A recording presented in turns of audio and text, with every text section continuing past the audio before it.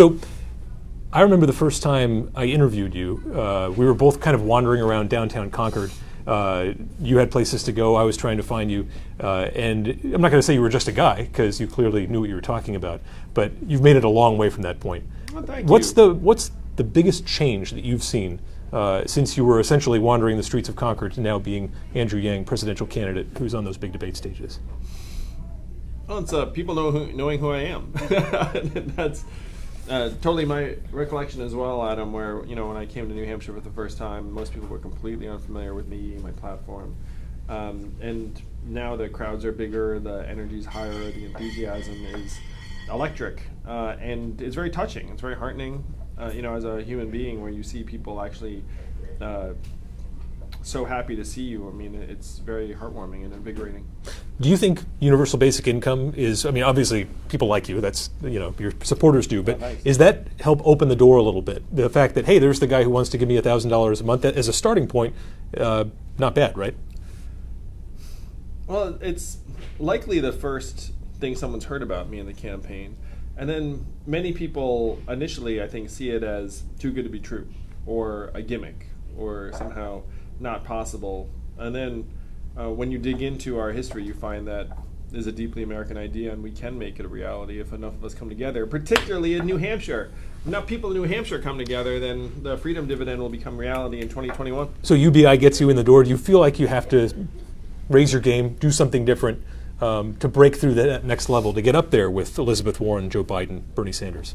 No, in many ways, Adam, I think you've seen the progression. It's harder to go from totally anonymous to fourth, fifth, or sixth in the polls, which I am now by most every measurement, to go from fourth, fifth, or sixth in the polls to first. So we're one of the very few campaigns in the field that has been growing consistently, and that growth just continues to accelerate. So if we keep on this track, we are going to contend for the whole thing. And one of the things that's most exciting is that I'm one of only two candidates in the field that 10% or more of Donald Trump voters say they will support. So when I am the Democratic nominee, we win the whole thing. And Democrats have one primary criteria for the nominee, and that's beating Donald Trump. When they realize that I'm as sure a bet to beat Donald Trump as anyone else in the field, you'll see my numbers just grow and grow. When we first started talking, you weren't a big fan of impeachment when it was back in just the Russia investigation. What do you think now that we've seen more come out, in particular regards to this whistleblower complaint? Yes, I concluded earlier this week that impeachment was the right way to go because of just the egregious pattern of behavior, and that if you have the president literally leaning on a foreign leader to try and kneecap a political rival and then suppress the investigation, at some point Congress had to act. And so I believe that it's right to proceed with impeachment hearings. I will say, though, that every moment we're talking about Donald Trump is a victory for Donald Trump, and that the challenge that Democrats need to meet is to have our own vision for the country that people will be excited about. The vision cannot be, we're not Donald Trump. We have to solve the problems that actually got Donald Trump into office in 2016. Before we wrap up here, I've got a question.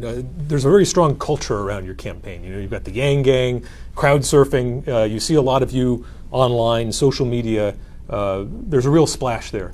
But this thing that happened with this guy from SNL who got hired and then fired over his racial slurs, you were saying, I think cancel culture has gone a little too far. Talk a little bit about that and explain, if he didn't cross a line for you, then what is the line, I guess? Those were pretty offensive statements. Yes, and he used racial epithets for me specifically as an individual, which obviously, when I first heard about it, I was like, what? Like, who is this person? What did he say? What just happened? And so I sat down with my wife to watch some of his work. His comedy. Trying to figure out whether he was malignant and racist, or whether he was something else. And upon sitting down and watching his work, I thought he was a still forming comedian from central Pennsylvania who told some offensive jokes. And to me, that's not the sort of thing you should lose your job over, particularly if you're in that line of work. And as the person who was personally insulted, I thought, well, if I think that he should not lose his job, then I should certainly say something about that, because if anyone should be taking offense, it's me. But that was after some deliberation and investigation to figure out what I thought of him individually, and I think that's where we should be as a country. Instead of being unduly punitive and vindictive, we should be a little bit more forgiving and understanding and try and humanize behaviors that in the abstract we'd find problematic. Very rational response there. Sometimes people want a president who will react, though. Get punched in the face, they might punch back. If you punch me in the face, I'll punch back. That's for sure. I'm not going to test that. But as you suggested, I do think that cancel culture has gone a bit too far.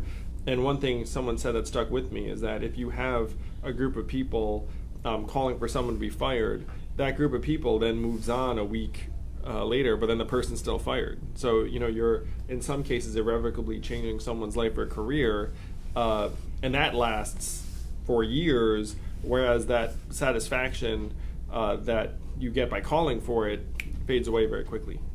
All right. Andrew Yang, thanks for spending time with us. Thanks, Adam. Great to see you again. We appreciate it.